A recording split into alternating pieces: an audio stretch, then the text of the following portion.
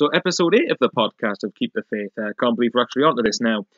Before we get into stuff, we've got Ben and P. So for the first time since probably like the first or third episode or whatever it was, we've actually got the three original guys here. So how are you both doing? Not bad. Not too bad. Not too bad. Sounds very optimistic. Neither of you said good. Either way. Anyway, we'll get on to the first thing is I've got two sort of jokey questions which I thought I'd want to sort of get out of the way, and we'll sort of answer them just try and have a bit of a laugh. I asked on Twitter earlier that we were recording another episode of the podcast, and asked, any questions from anyone. And the first one from @JD Burrell again. I can always rely on her to come up with a question if I'm struggling. This is one for the two of you. Pete already knows what this question is actually. If you're an animal, what would you be and why? Right, I think I've got my answer for that. Okay then. Go on then, Pete. Go on. You go first. Well, I'm going to say a magpie, and the reason for that is so I could look over all the 52,000 that's in James's Park, and I could shit on all of them. That's my reason. That's the only reason. So yeah, I'll be a magpie for that reason alone. Okay then. There you go. Okay, Ben, your answer. Be a sloth, just doing what, you know what I mean? Just a nice easy life, taking it easy, man. So. What, like Sunderland? Yeah, that's about it. Okay then, and then mine's probably just a black cat, just a somewhat related to football. I would have said a bird, but Pete's kind of already said that, so try and be a bit interesting. No, I'll be a black cat and represent Sunderland, and then I'll just bollock whoever doesn't give a shit. Okay then, that's the first question. Now I wasn't at the Leeds games because I was away visiting family at the weekend. But on the way back, I met up with some Newcastle fans who sort of came on the train at Huddersfield because they were meant to get an earlier train, but it was delayed. And basically, we were just having a chat and just a bit of a laugh occasionally with them. And at Michael Love, at Mickey Love 95, who I've spoke to before, he says, if you have a laugh with any A.F.C fans on a train, what is the appropriate punishment? Bring back hanging, I say. Slightly extreme, I'd like to say the least, but appropriate punishment. I don't know. Make them go and watch a season at Sunderland or something. I'll tell you what, make them relive last season. There you go. There's the appropriate punishment. Make them sign a Sunderland reject right back. Oh, well, don't have to. Oh, no, hang on. You mean like Javier Manquillo or Yedlin? Oh, it's just ridiculous. What about you, Ben? What would the appropriate punishment for having a laugh with Newcastle fans on a train? I don't disagree with what you've done, right? Honestly, I like talking to Newcastle fans. Some of them are more switched on than our fans. So I don't think there is no punishment. Oh, well then. Sorry then. Yeah. Love to all people. Well, the interesting thing on both sets of fans is if you had people from North London who are Arsenal fans who think they've got it tough, try going through what we have to. I know Pete's like he's going on about this again, but it's a true fact. We have it much tougher than they do. All right then. Let's move on to this. We've actually wasted I've wasted about 3 minutes there. So let's get into the real stuff to talk about. So the first thing to say is, obviously I said I was away at the weekend, so I didn't get a chance to I didn't see the whole Leeds game. I saw the second half, but you two obviously were there. Well, I know Pete was there. I assume Ben was there. So you two will be able to say more than I did. All I saw the first half was the goal we conceded, and I saw Graben's chance. That was it. So you two fire away. How did we do against Leeds across the whole 90 minutes? In my opinion, for the first 15 minutes, we were very good. We were on top anyway. Then after that, I was probably a bit harsh. I mean, I felt like the commitment wasn't there. And then, like I say, since then, though, people have said about the tiredness, and fair enough, I can understand that's a factor. And then, obviously, I think there was just one team in it, really, first half, after the first 15 minutes. And I think Leeds warranted their 1-0 lead at half-time. I think second half they were the better team as well. But no, overall, like I said, Leeds deserved to win. We missed two good chances, but I think it's just important when we play Carlisle tomorrow night, he brings the changes and gives everybody a rest. But it's still not an excuse for me. I still think every team has it the same in that league, and everyone's played 4 games, so it's not a good enough excuse for me. But yeah. Yeah, I'd agree with Pete. I'd probably go first 20 minutes. We're by far the better team. We got the ball down. We're playing well. Graben obviously hit the bar. Then after that, Leeds it was pretty much their first attack, and they scored. Very much like the Derby game at home. I don't know what it is playing at home with Sunderland at the moment. where we never seem, to take the front foot in a game. And then after that, like Pete said, Leeds just kind of made it scrappy for us. And they're a seasoned championship team. They know how to get wins in this league. And that definitely showed through in the second half. I don't know what you think, Pete, but I thought second half Sunderland weren't really even in it until the last 10 minutes when we had to kind of threaten. No, yeah, I agree. I think there was only one team in it. No, I thought Leeds fully deserved the win. Like you say, apart from the first 15 minutes, Leeds were the better team for the entire game after that, apart from maybe 5 minutes from the end when Jones missed that chance. But I think, yeah, I was just disappointed with everything, really. And I know we've had a lot of games and all that, 5 games in 15 days, but I still thought, like, in possession we were sloppy, like, defensively. Like Ben said, the goals weren't like that hard from Leeds' perspective to score. Just a couple of passes and it was in the back of the net. It wasn't enough for me. It just goes to prove that you need a big squad in this league to rotate, and your bench needs to be as good as what's on the pitch. And obviously, our bench is nowhere near as good as what's on the pitch, so that's a big problem. That needs sorted out. I mean, like Pete said, the only tactic that Leeds actually used in the whole game was to get the ball into our left back, and it was like non-existent. That's the only tactic they used, and I mean, they weren't a good footballing side. They just used our weaknesses to their strengths really well, and that's what we don't do to enough teams. But you've both sort of mentioned points that I was sort of going to build on, so I have no idea where to start. I think I'll quickly touch my views on it. Like I said, I saw Graben's chance, which was a good one. That should have been 1-0. I can't remember, is it Samuel Size? I know I've got that name wrong again. But his goal that we conceded, I felt was too easy from Leeds' point of view to score. And then I watched maybe the last minute of the first half, and nothing really happened there. Second half, I felt like... See, I saw people after the game really criticising the players, and we had an initial, all three of us had an initial disagreement at one stage about the performance. Because I remember you two felt we were sort of shambles or pathetic. Maybe that was just the post-match emotions or something. It happens to everybody. But to me, I felt we were nowhere near as bad as what people say we were. Were we good by any means? No, of course we weren't. I didn't think we looked any good going forward. I thought we rushed things too much. But I can't fault the application. I thought the effort was there, but I just felt like it was just, well, I'd like to hope it's just an off day. Leeds definitely did deserve the win, albeit the second goal.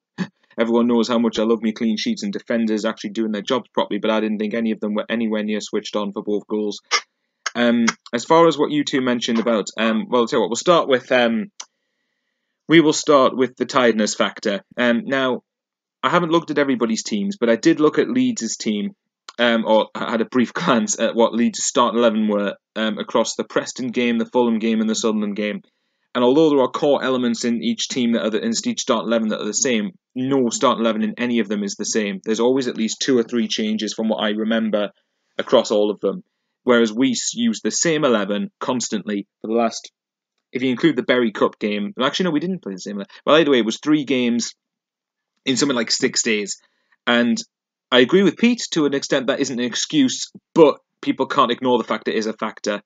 So, I mean, what do you two think? I mean, I know tiredness shouldn't really be an excuse, but I personally felt it was a factor as to why we lost the game. I felt if we were much fresher, I think we would have beaten Leeds. I don't accept it at all, really. Leeds have played the same amount of games as us, and frankly, it's up to Simon Grayson to change the squad around to get new legs in there, and it didn't happen. So I can't kind of let them off the hook on that excuse. Yeah. I see. I'm the same as Ben. I've got 2 arguments for it, actually. The first one is, yeah, Ben's right about Grayson. I mean, Grayson knows what condition his players are in, and it's up to him to, well, maybe try and get more bodies in. But I don't know what you think of this, Ben, but I've been saying all week, like, at the end of the day, the players aren't players aren't machines. Fair enough. They can't they're just normal like us. But at the same time,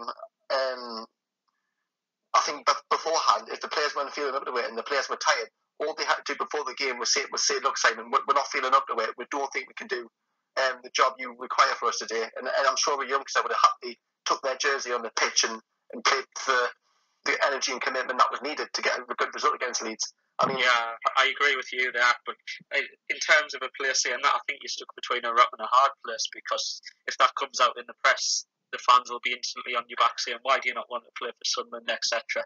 So I can understand why they probably didn't say anything. Yeah, but to be fair, I'm sorry to interrupt you, I'm with Ben on that. I think that if that came out in the press, I mean, I think I said we mentioned this off air actually. To be fair, the players would have been lambasted for it more than likely, and I mean, obviously, it all depends. If we'd won the game, I don't think anyone would have questioned it. But it's always about results at the end of the day. I think if players have come out and said, "Oh no, I'm not fit. I'm not 100%. I don't really want to play," then people could look at it the wrong way. It depends on how the journalist writes it as well. They're going to write it in a way that'll get headlines. So, if for example, if McGeady had said before Leeds, "Oh, I'm not feeling up to it," and then obviously would have been Grayson to protect McGeady and just saying, "Oh, he wasn't 100%," and we felt like we needed to freshen up things, and that's why we give, I don't know, Gooch a start because he felt, you know what I mean. I mean, it's just he just had to maybe protect his players a bit from the media then. But either way, they've all now been found out. They've all been now found out for the performance. So either way, they were going to get found out, weren't they? You know what I mean? So. That's true, but I mean, like I said earlier, I don't accept that tiredness is an excuse for it.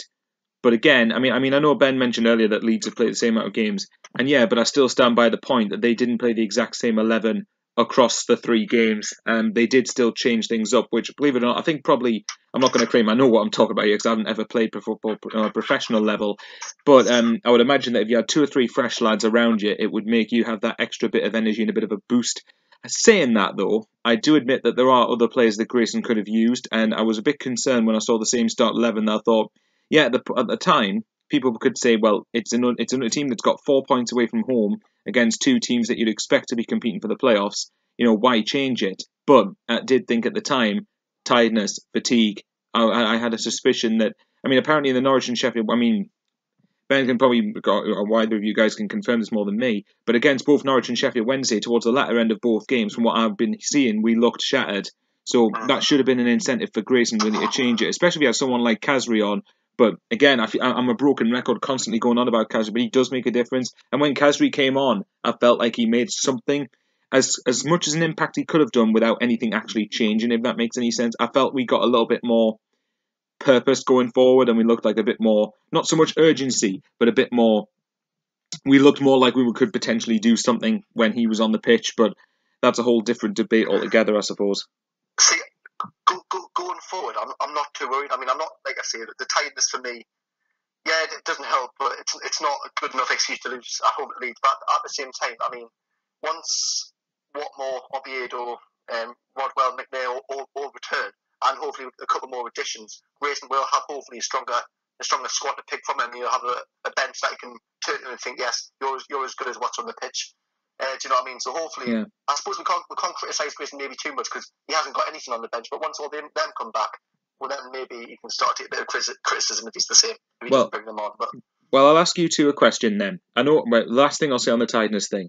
Do you two, regardless of whether Leeds have played the same amount of games or whoever's played the same amount of games, if Sunderland weren't fatigued and hadn't played the same 11, 3 games, 3 times in 6 days, 2 of which away from home, would Sunderland have lost to Leeds? Well, you never know. Well, do you two think we would have done? Because I don't think we would have done. I would say that we would have competed longer at a higher pace. Fair enough.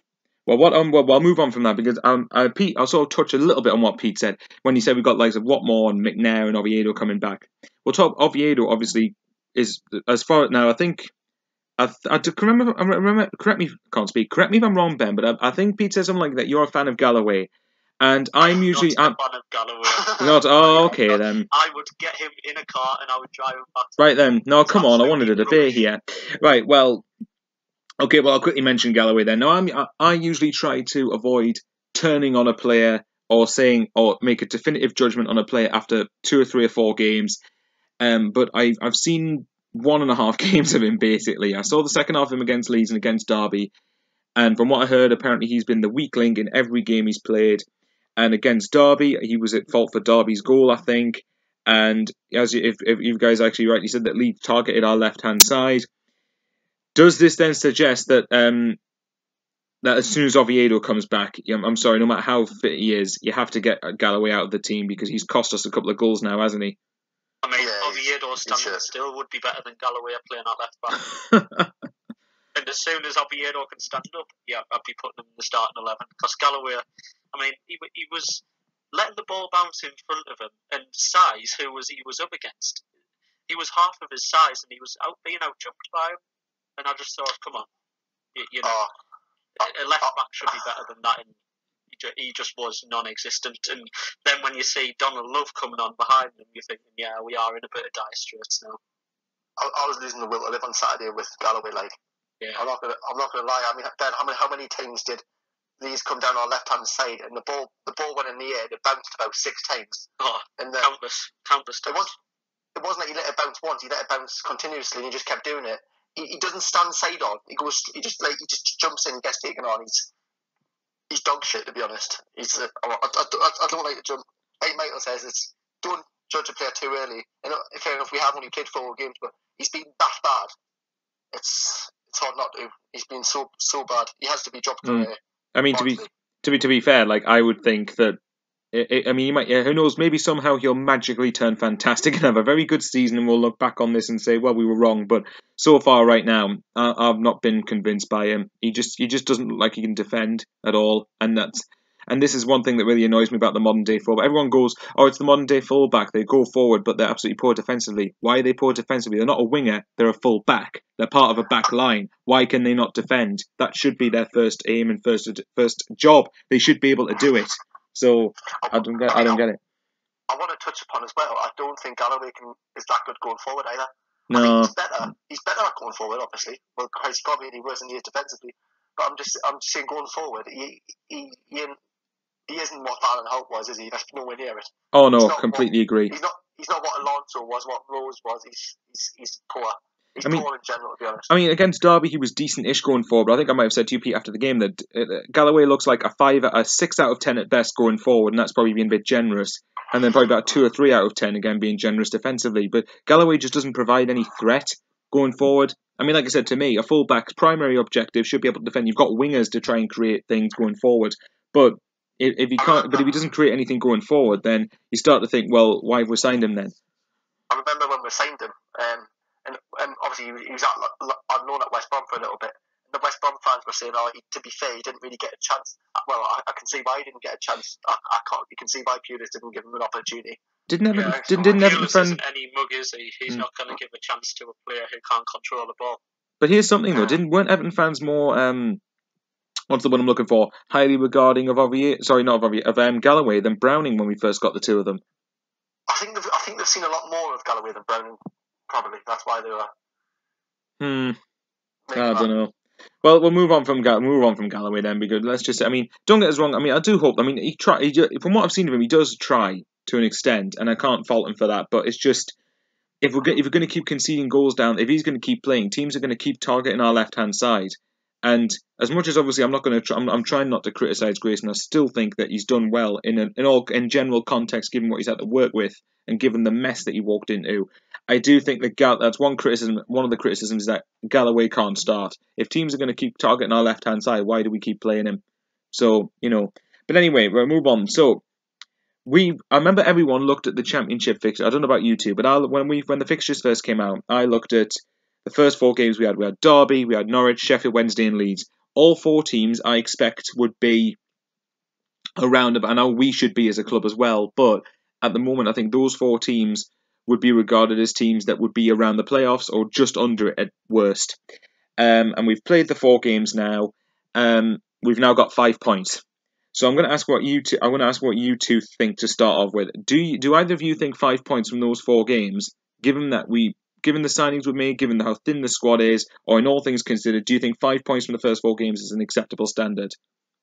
I don't think it's the worst. I don't think it's the worst possible position we can be in. I'm just disappointed with the home form. I think we needed to make home a fortress, and it just hasn't happened again. It's always the same at the start of the season. We never start well at home. But away from home, I think we're a different team. I don't know if it's the pressure's off, but we tend to play a lot more expansive football away from home. Certainly what I've saw in the away games. But I'll take 5 points from the first 4 games. I can accept that. See, I'm kind of like a little bit opposite. The thing is, before the Leeds game, I was quite happy with it. 5 points from 3 games. But because we're lost against Leeds, I now think it's a disappointing start because, and I know this is going to sound like a real big 180, but the reason I think that is because I always like to look at each game. Let's say, for example, the first 4 games, right? You've got a maximum of 12 points on offer you can target. To me, to be successful, you have to at least reach half of that, if not a little bit more. So if we'd drawn against Leeds on Saturday, I would have said, first 4 games, turbulent last season, to some extent, turbulent summer. I would probably have took that. I'd have took if 6 points. I would say was not the end of the world. 6 or 7 points I would have targeted, and I would have said, "Yep, that's a pretty decent tally." But I think the Leeds game was a missed opportunity, especially considering they didn't have Chris Wood with them, who was by far their best player last season. Certainly, looking at it from the outside, Leeds fans, comment below if there's anything else. But I just feel like it's just It was just disappointing, and I think 5 points. To an extent, I might have took it, but the interesting question, if we say we'd lost against Norwich and beaten Leeds, I think we probably would have had a better outlook at it. I don't know what you think, Pete, but personally, 5 points from 4 games, it's not the worst. Yeah, Ben's right, it's not the worst thing in the world, but I would have hoped for a couple more points by this stage. Yeah, I'm in the middle. I just think, like you said, Michael, before Leeds, I thought decent start. We've had some good opponents. We've got some decent results away from home. Because we lost to Leeds, I just think it's a bang average start now. Like I say, obviously 12 points up for grabs, but took 5. Yeah, just a bang average start. Really beat Barnsley. If we do beat Barnsley the weekend, then yeah, but not too bad at all. But like you say, because we lost to Leeds, it's made a bit more of a negative outlook, really. You could go back to when we were last in the Championship. We didn't win our first 5 games. I think we actually lost all of them at the bottom. So the game is the league isn't won in the first 4 or 5 games. It's going to be a marathon. We've just got to remember that and be patient. And the club's in restructure as well. So probably in a worse state off the pitch now than what it was when it was last in the Championship. If you think about it, I think we're quite lucky in a way, because if we do beat Barnsley, obviously then you've got the international break, and like I say, you're going to get 4 players back fit, plus potential new signings. Yeah, 4 players which are, I'd like to think, like we say, we've all just said we want Oviedo to come straight back in. I'd imagine Watmore would come straight back in. Obviously, McNair might go centre half. Maybe Rodwell will obviously be fighting out for midfield starting position. He probably won't start straight away, but like you're saying, then a couple of signings. If we get them 4 back fit and they stay fit, and you get the players we're being targeted with. Last couple of days, like your Snodgrasses and that. I'll tell you what, we could hit the playoffs, but it's just an if, isn't it? We'll know more in about 10 or so. When's the transfer window shut? Is it the 1st of September? 10 days. So, 31st of August, I think. Oh, well, that'll be fun. We'll watch Jim White's yellow tie on Sky Sports on deadline day, and then watch a outlandish transfer story with cars parked outside a ground that doesn't go anywhere and they look stupid. More than likely. We've got 2 home games as well in 3 days after the transfer window shuts, after the international break. So that's true. That's the best thing. We can put things right very quickly at home if we can win one of them 2 games at least. To be honest, I think we should be targeting win both of them. I mean, Ben, actually, I was meant to ask. Obviously, have you been to both away games this season? I watched the full Norwich game on iFollow, and I went to Sheffield Wednesday, so I haven't missed anything. What's been the difference? Obviously, apart from a win and a draw, but in terms of the performance, what's been the difference between away from home? That we're being more attacking, or we're being? Well, I think we've come out a lot sharper. Definitely, I think we've held on as well. That's the thing. We've held on to get something, and especially at Sheffield Wednesday, about 60 minutes in, Sunderland looked absolutely shattered, but they still had the effort. And I don't know if it's because the fans got behind them, because at home it's a toxic atmosphere when we're behind. And that's no bad thing on the fans, because obviously the fans have had enough, and I've had enough at home. I'm sick to death of getting beat at home. But yeah, they've just looked a lot more like battling away from home. The battle more for it. Where in the second half on Saturday against Leeds, I just thought they were just going through the motions a bit in the last 25 minutes, and that's not what I picked up away from home. Yeah, like I say, tiredness is like I say, they're not machines, and tiredness can come into it. But at the end of the day, like you say, they are professional footballers, and that is their job. Do you know what I mean? So, I can sort of get that, but I wouldn't go as far to say they look like they're going through the motions, because again, I did think the application, the effort was there. But it was just that we just kept rushing everything and nothing was going. It was one of those games where nothing was coming off for, basically. As far as you mentioned the toxic atmosphere, one thing I would say about the home form is I think you're right to an extent. I think Sunderland fans have had enough over the last few years. I mean, Ben said it himself, and I'm fed up of getting beat at home off winner. And it's not so much getting beat off your Man Uniteds, your Tottenhams, Arsenal, Chelsea, Man City, Liverpools, Everton's, like that, so to speak. It's more losing at home to the likes of an out-of-form Southampton team.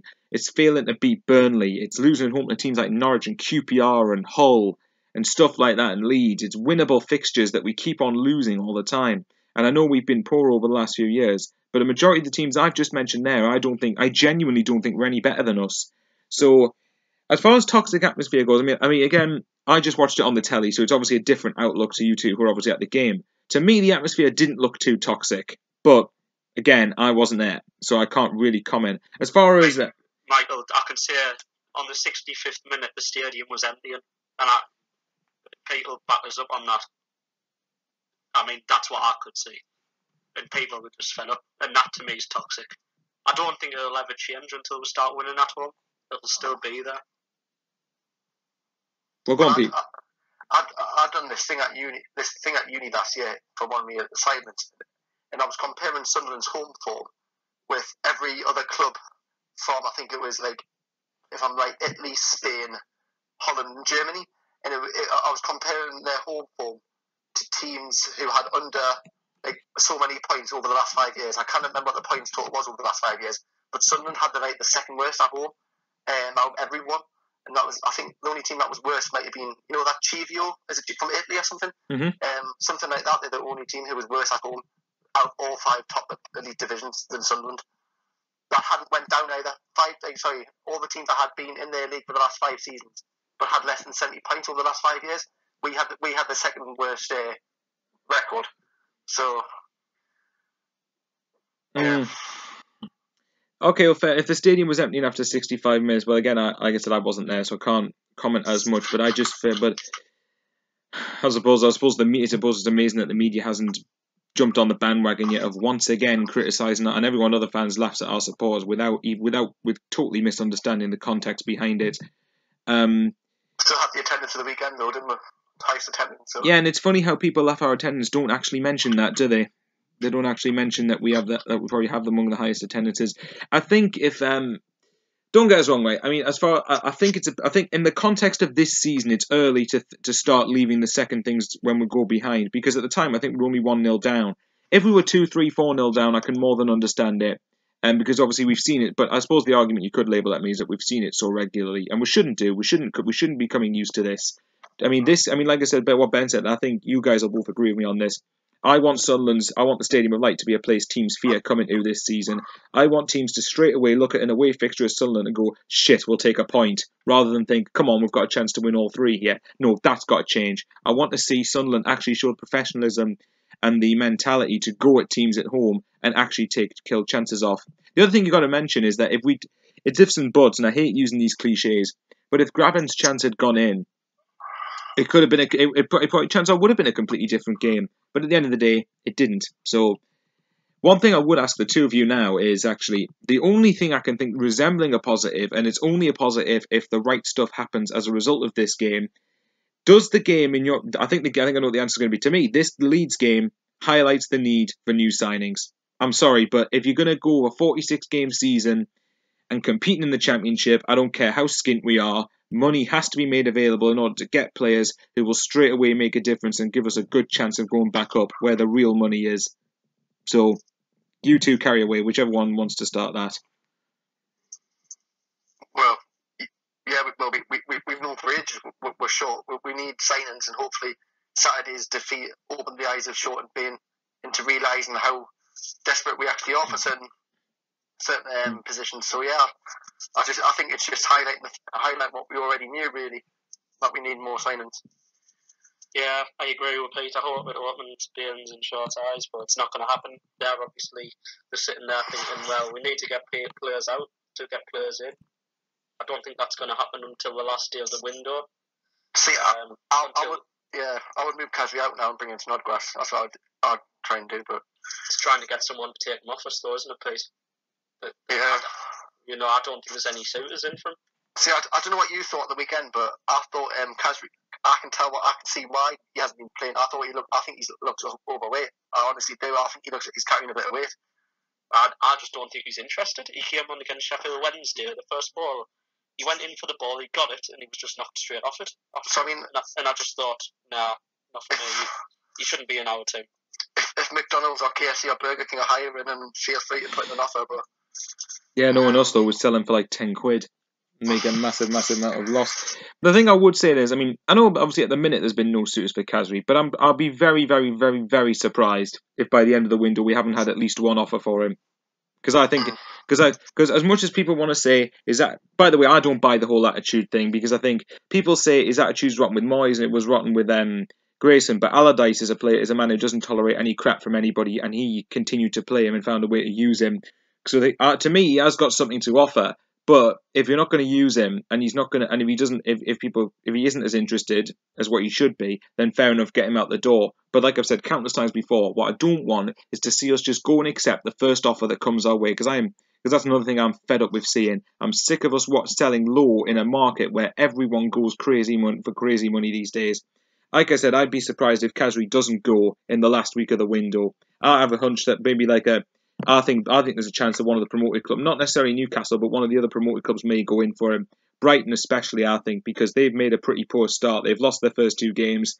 And I think they would be desperate for someone, because Kasri's has got Premier League experience. He knows that he's got a bit of quality about him. He's got a decent set piece on him, and at his best he can be unplayable. Even though that obviously comes once in a blue moon. So to me, I think there will be offers in for him. It's just a question of how much you get for him, like I said, and it's a question of how much Bain and Short really want to get promoted, because if they are really, I mean, I know that again the debts, I know I'm rambling on a bit here, I know the debt's like really, really bad at the moment, but in all seriousness, you've got to strike a fine balance for me between clearing the debt, but also trying to get us back to the Premier League, which in turn would help us clear the debt later on. So that's how I would look at it, but obviously it's not my money that we're talking about at the end of the day. As far as that goes, don't know what either of you think on that. I'm just of the opinion that I don't think Short and being a target in promotion. I don't think that's their target for this year. I think it should be for Bain. I think Bain may be targeting promotion. I wouldn't agree necessarily that Short would. I mean, we made 30 million from the Pickford deal, and maybe not up front, but in the general deal, the total cost 30 million, and we haven't seen any of it. Now, why? I know it's the debt, but why? We could really do with that money to sort of go and get players in that'll make a huge difference in this league. Sorry to change the subject, but I've just seen on Twitter here that Brian Oviedo will definitely start tomorrow night against Carlisle. Good. Grayson's that's a bit more positive. Yeah. I wonder if that says him. It does not concern you. I don't know if it's because he maybe is to get fitness up and start against Carlisle, but to me, Oviedo has to go straight in for Barnsley if he's fit enough. I get the impression if Oviedo plays against Carlisle, he'll probably start Galloway against Barnsley, but that's what I think at the moment. Unless Oviedo has an absolutely brilliant game and the Sunderland fans react well again to him, and then it's a no-brainer that he has to put him in for Barnsley. I like Oviedo. I rate him. He's a good defender. Yeah. I like him. I can't remember. I don't know if it was Ben who said this. I think you might have said it last week. Actually, someone said that Oviedo's a Premier League left back, and I'd agree. I think he is a Premier League left back. But back on the subject as far as transfers go, I mean, like I said, I don't know what you think. The debt. I can't ignore the debt. It has to be dealt with. But there's got to be a balance, hasn't there? Though, and whether you think that Bain or Short aren't targeting promotion, they should. At the end of the day, Sunderland as a club shouldn't. The stadium like's not a championship stadium. Sunderland as a club shouldn't be a championship club. We are bigger than half the clubs in the Premier League, I think, and people may have a go at me for bigging up Sunderland so much, but we are a huge club, and if we should be aiming to get back to where we should be, really. I think Bain and Short are target promotion, but they're just trying to do it on it as cheaply as possible, which is a massive risk. But yeah. At the same time, it's almost impossible. It's an impossible task they're giving themselves because there's much stronger teams in the league as well. Squad wise, I'd agree. Yeah. Squad depth, certainly, yes. Starting 11, I don't know. I think quality as well, Michael. Do you think Ipswich are better than Sunderland? Ipswich, for example, have won their first 4 games, I think. But there's no. I'm sorry, I refuse to believe the likes of Ipswich are better than Sunderland. Quality, in terms of best starting 11, man for man, Sunderland should beat Ipswich any day of the week with the right application.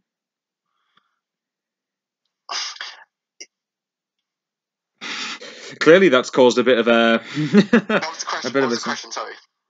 No, I said right. I think that I can sort of see what Ben's saying. Right, I think there are some.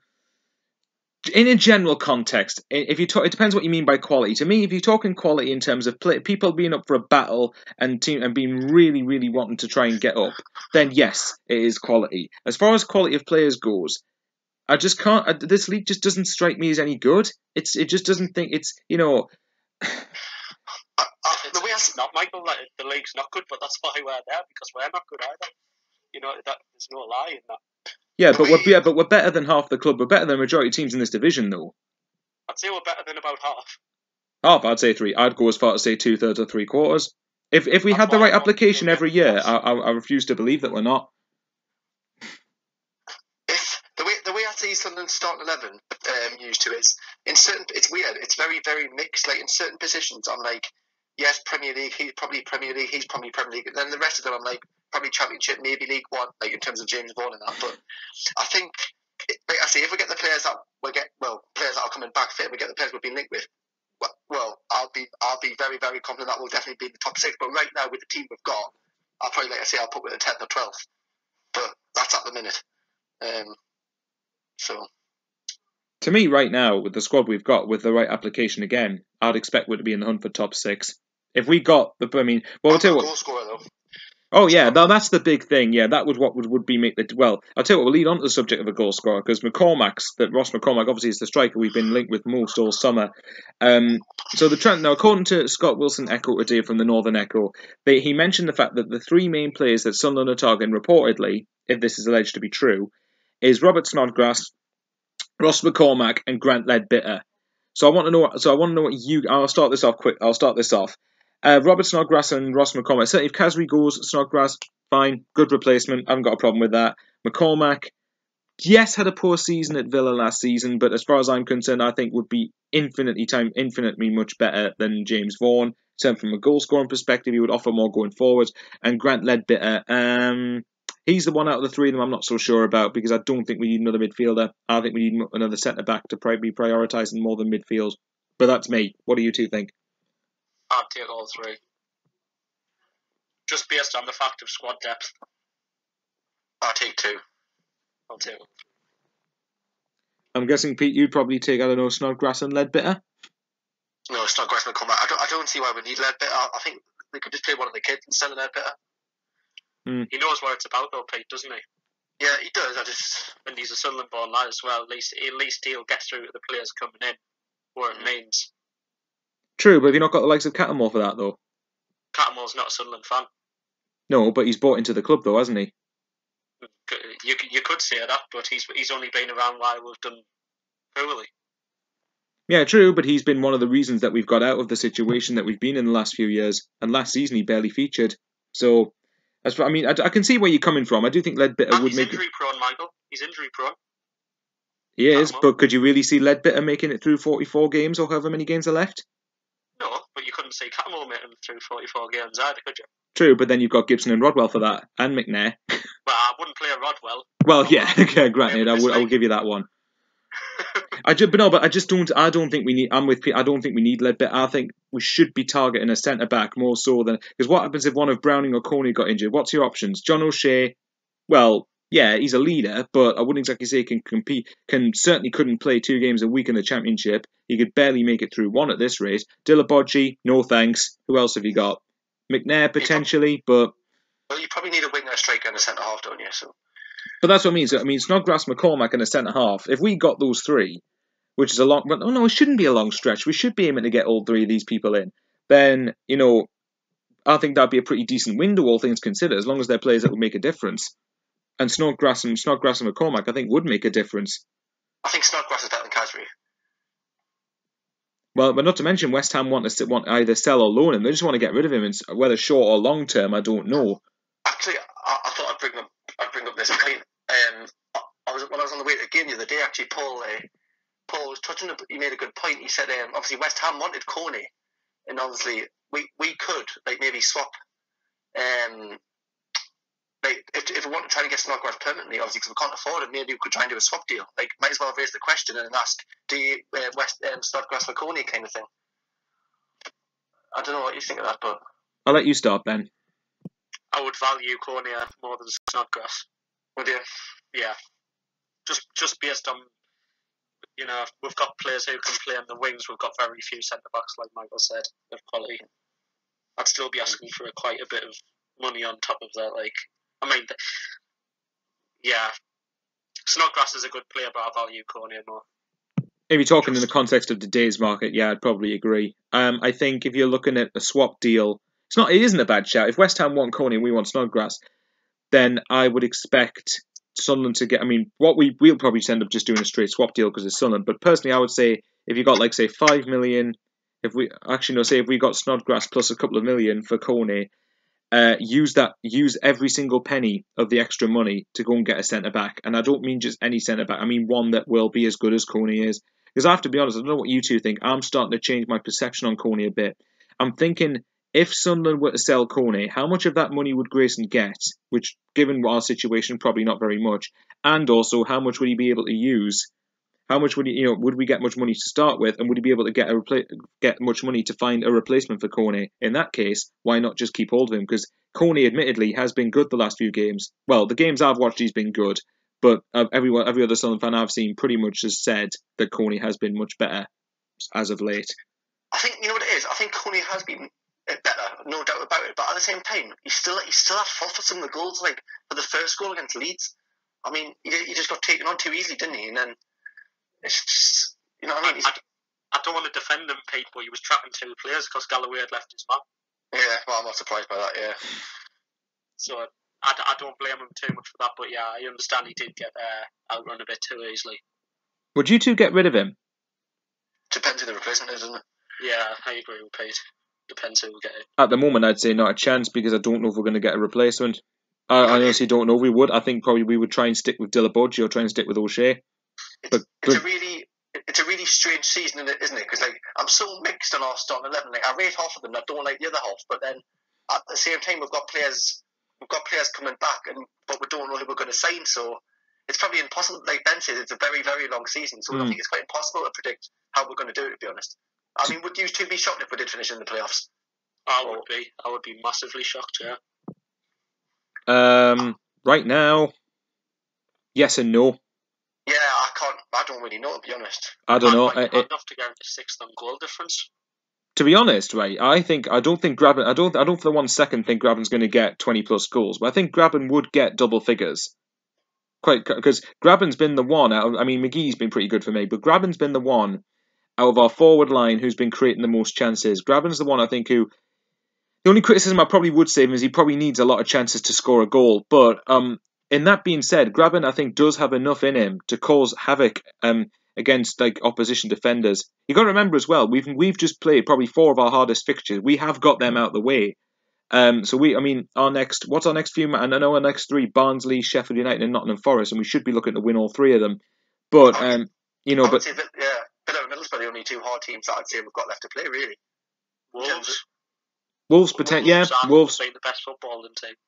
Wolves, yeah, them 3. Actually, to be fair, now I'm thinking about it, Cardiff actually have a good battle about them, don't they? Well, I'll tell you what. Even to be fair, I don't think Birmingham will be up there, but they have signed a couple fullbacks today. I know. Carl Jenkinson they've signed, yeah. And they've signed another fullback from Arsenal as well, haven't they? But I still don't. I'm with you, Peter. I still don't think Birmingham would be up there. I think people are just going on about them just because Redknapp's there. When people got to remember, he took QPR down, just got them back up by the playoffs, and then left when things got tough there. So I don't think they'll be far away from it. But yeah, I mean, I wouldn't be hugely surprised if Birmingham got near the playoffs. I just don't think they'll get in it. As far as us, though, I just think I said to Pete actually last week because we were collecting because we're going to Barnsley, so we're hey. But I said at that point, I just think Sunderland with the right application now, bearing in mind that was before Leeds, I said should be in the top 6. I just think that A lot of the other teams in terms of squad depth, yeah, but I don't think there's anyone there that are miles country distance better than us. I think it's such a close league in that respect. But I've been wrong before. What do I know? Okay, the last thing I'll try and look at. Right, so I'm going to. Right, so the last thing I'll say on transfers, because I want to quickly touch on the Carlisle game. Ben said you'd take all three. Pete said you'd take two of them. So obviously Snodgrass and McCormack. We all agree we'd take them. Do you think any other positions we should target? What do you think we need to get in order for you to say, yeah, it's been a good transfer window, especially given the circumstances that we're in? Like I say, Snodgrass and McCormack in a centre half with championship experience. It's like a good championship centre half. Someone who's played at like one of your Middlesbroughs or Villas or Fulhams or yeah. That's it. Just them three positions, I think, and then obviously because we've got players to return. So yeah. Yeah, I agree with Pete. I can't really say much more. He's took the words out of my mouth. Fair enough. The one thing I would say about certainly is players returning. It's all good in saying that players are going to return, but is there any suggestion we're going to keep them fit? That's the one concern I've got. Well, hopefully. I mean, we don't have the Moyes treatment where the player gets injured every other day. But obviously there's a lot more games coming up this season, which might be prone to more injuries. But I think you've just got to deal with that when you come across it. You can't preempt everything. It's impossible. And I couldn't really blame Grayson, as I didn't blame Moyes for it at the time. Yeah, I think so. I mean, last season, to be fair, I felt players were feigning injuries, so you can't. I don't think that would happen this well. It shouldn't happen anyway, but that's a different debate altogether. Right, the last thing we'll touch on before we finish, Carlisle. We've got Carlisle coming up in the second round of the Carabao Cup. I'm not even going to begin to try and mention. I don't know if I pronounced it right, and I don't really care. To be honest, they butchered up the draw. The way they did it was ridiculous. But we've got Carlisle coming up. I'll quickly say this. I'm of the opinion that, given that we have played a lot of fixtures recently, and given that we have got Barnsley coming up, 10 times more important game than Carlisle for me, I'd make wholesale changes going into the Carlisle game. So, what do you two think? Yeah, definitely. I think it'll be like going to a reserve game. It'll be that game. Oh, I forgot you two are going, aren't you? I don't think it'll be too bad. I think Ben's right. I think it'll be like maybe like 9 or 10 changes, but I still think it'll be, like I say, Oviedo, there's one straight away start, and I think O'Shea will play. I think Gibson will play. I'm trying to think. Routier will probably play. Dillaborgi might play. So that team should still that team should be Carlisle. Make no mistake about that. We should be beating them. No excuses tomorrow night. Quality to beat a League 2 side. If we don't, I'll be going down to Barnsley and thinking might be in for a big day. I think we'll win. I think we'll win them both personally. But yeah, we need to make changes, as many as possible for tomorrow night. Yeah, I mean, I'm not as fussed about Carlisle personally. I think if we get knocked out, in some respects, it could be a good thing, but only if we respond from that. I think that the cup game will add a lot more fixtures to an already congested fixture list, and Barnsley is just 10 times more important. I think depends. I think we'd still beat Carlisle, but it's more a case of that any team we play really should beat them, unless you played all your kids, in which case Carlisle would probably win. But I'm not as fussed. I think Barnsley's just the big one.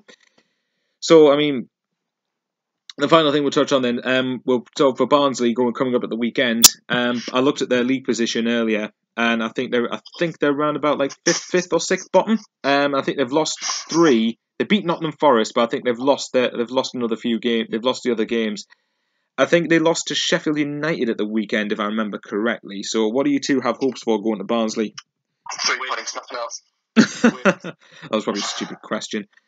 Like I say, it's not the Premier League anymore. I'm going at the majority of games thinking, don't get me wrong, I'm encouraged by the start, obviously, but I must be, because most games we play, I think, yeah, we'll win this, we'll win that, but just the way we've applied ourselves is the positive thing. That current crop might be the most gifted on technically, but they do all give a shit. I'll stick up for them there, they do care. So, but I think we'll beat Barnsley. I think we'll want it more than Barnsley. I think we're better than Barnsley, and I think that will reflect in the scoreline come 10-5 on Saturday. So, I think the only thing I would disagree is I don't know whether we want it, because I think Barnsley will want it. I think a lot of teams that are playing us should see us as a big coup in this league. I think that Barnsley will want it, But if we do want it more than Barnsley, I think we should have it. We should have enough in the tank to beat them. And also me and Pete have constantly, for the last few years, me and Pete have not seen Sunderland win a league game away yet, which is ridiculously sad. So please, for the love of God, can we finally see an away win?